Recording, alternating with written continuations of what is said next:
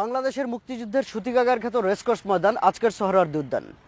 মুক্তিযুদ্ধের ইতিহাস সংরক্ষণের জন্য 2009 সালে হাইকোর্ট এক আদেশ দেয়। সে আদেশ অনুযায়ী বঙ্গবন্ধুর 7 মার্চের ভাষণের স্থান এবং পাকিস্তানি বাহিনীর আত্মসমর্পণের স্থান থেকে শিশু পার্ক অন্যত্র সরিয়ে নেওয়ার কথা, কিন্তু সে আদেশ আজও বাস্তবায়িত হয়নি।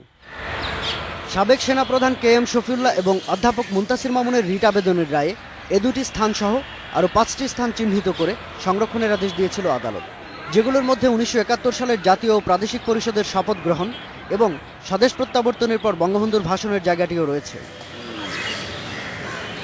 পুরো সোহরাওয়ার্দী উদ্যান এবং শিশু পার্ক ঘুরে দেখা যায় বঙ্গবন্ধুর 7 মার্চের ভাষণের স্থান এবং পাকিস্তানি বাহিনীর আত্মসমর্পণের জায়গা ছাড়া বাকি জায়গাগুলো এখনও চিহ্নিতই করা হয়নি। পার্কের জায়গায় জায়গায় পুঁতিগন্ধময় ময়লার স্তূপ আর মাদকসেবী ও ছিন্নমূল মানুষের অবাধ বিচরণের কারণে জায়গাটির ঐতিহাসিক গুরুত্বের ব্যাপারে কর্তৃপক্ষের আন্তরিকতা নিয়ে সন্দিহান হবেন যে কেউ। তো জায়গাটা যে একটা ঐতিহাসিক জায়গা বুঝলাম না, এটা ডাস্টবিনে পরিণত হইতেছে। মাঝে মাঝে আসি, অবাক লাগে, কষ্ট লাগে, আসলে কি পরিবেশ, কি পরিস্থিতি।